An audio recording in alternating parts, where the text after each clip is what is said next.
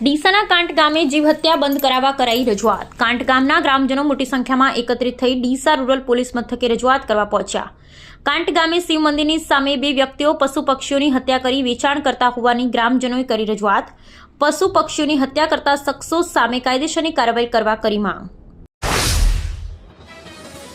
ભાભર ખાતે ભાભર સુઈગામ રોડ પર ગૌવંશ જતા હોવાની માહિતી મળતા જલારામ ગૌશાળા પાસે ગાડી રોકાવી અને ભાભર પોલીસને જાણ કરતા ભાભર પોલીસ લાખણી જેતડા વિસ્તારમાંથી આઈસર ગાડીમાં ગૌવંશને ભરી જામનગર તરફ લઈ જવાતા હતા। પોલીસે પશુઓને નીચે ઉતારતા 24 પશુઓ આઈસરમાં હતા, જેમાં 12 ગાય અને 12 વાછરડા હતા, જેના માટે તત્કાલ ઘાસચારાની વ્યવસ્થા કરાઈ પાંજરાપોળ મોકલી આપ્યા હતા। સમગ્ર મામલે ફરિયાદ નોંધાતા આઈસર ચાલકની અટકાયત કરી આગળની તપાસ ભાભર પોલીસે શરૂ કરી હતી। ગુજરાત રાજ્ય આરોગ્ય કર્મચારી મહાસંઘ દ્વારા હડતાલનો મામલો। બનાસકાંઠાના 1400 જેટલા આરોગ્ય કર્મચારીઓ ઉતર્યા હડતાલ ઉપર। જિલ્લા પંચાયત કચેરી બહાર સૂત્રોચ્ચાર કરી નોંધાવ્યો વિરોધ। ટેકનિકલ પગાર ધોરણ આપવું, પગાર સુધારણા કરવી, ખાતાકીય પરીક્ષા રદ કરવી, વહીવટી પ્રશ્નમાં ઉકેલ લાવવો સહિતના મુદ્દાઓને લઈ નોંધાવ્યો વિરોધ। આરોગ્ય કર્મચારી રિલીઝ સ્વરૂપે કલેક્ટરને આવેદનપત્ર આપી કરશે રજૂઆત। જિલ્લામાં આરોગ્ય કર્મચારીની હડતાલને લઈ આરોગ્ય સેવાઓ ખોરવાશે।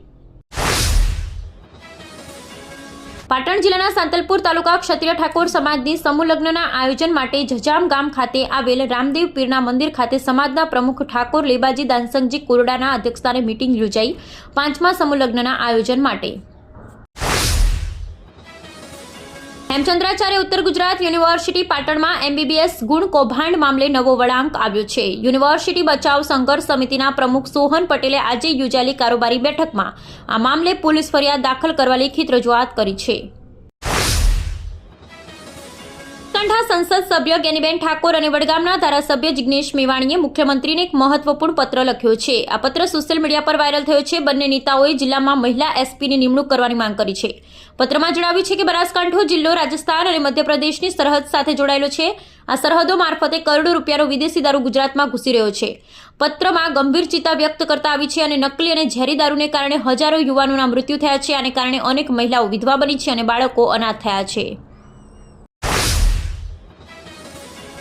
નાસ્તો ફરતો આરોપી ઝડપાયો। ભાભર પોલીસની બાદનજર હેઠળ પ્રોહિબિશનનો આરોપી ઝડપાયો। આરોપી સુભાષને રાજસ્થાનમાંથી મોટર ગેરેજ પરથી ઝડપી પાડ્યો। ભાભરમાં પીઆઈ એટી પટેલના આગમન બાદ ગુનેગાર અને અસામાજિક તત્વોમાં ફફડાટ। તાલુકાના કોટડા ગામે ખેત તલાવડીનું ખાતમુહૂર્ત જળસંચય ટીમની પ્રેરણા અને માર્ગદર્શનથી ખેત તલાવડીનું ખોદકામ હાથ ધરાયું। બનાસકાંઠામાં આજે ભૂગર્ભ જળ 1200 ફૂટથી નીચે પહોંચ્યા છે, ત્યારે જળસંચય અને જળ સંગ્રહ કરવો એ આપણા સૌની સહિયારી જવાબદારી છે। વરસાદી પાણીનો સંગ્રહ કરી વધુ ખેત પેદાશ મેળવી આત્મનિર્ભર બનવું દરેક ખેડૂતનું સ્વપ્ન હોય છે।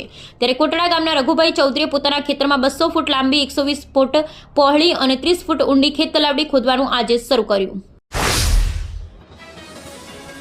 પાટણ જિલ્લા પંચાયતના આરોગ્ય વિભાગમાં મોટી હલચલ મચી છે। વર્ગ 3ના આરોગ્ય કર્મચારી અનિશ્ચિત મુદ્દતની હડતાલનું શસ્ત્ર ઉગામ્યું છે। આ હડતાલમાં MPHW, FHW, MPS, FHS, THS, THV અને જિલ્લા કક્ષાના સુપરવાઇઝર સહિત 650થી વધુ કર્મચારી જોડાયા છે। કર્મચારીઓની મુખ્ય માંગણીમાં ટેકનિકલ કેડરનો સમાવેશ, ગ્રેડ પે અને ખાતાકીય પરીક્ષા રદ કરવાનો સમાવેશ થાય છે।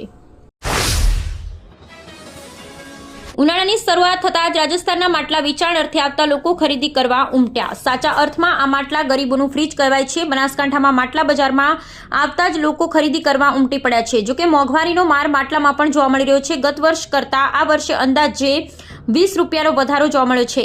છતાં મધ્યમ વર્ગ માટે આ માટલા સાચું ફ્રીજ સમાન છે। માટલાનું પાણી જલ્દી તરસ છીપાવે છે, તો શરીરના અનેક રોગો સામે આ પાણી રક્ષણ આપી રહ્યું છે। માટલાનું પાણી એ હાલ મિનરલ પાણી કરતાં પણ લોકોનું પ્રિય બની રહ્યું છે।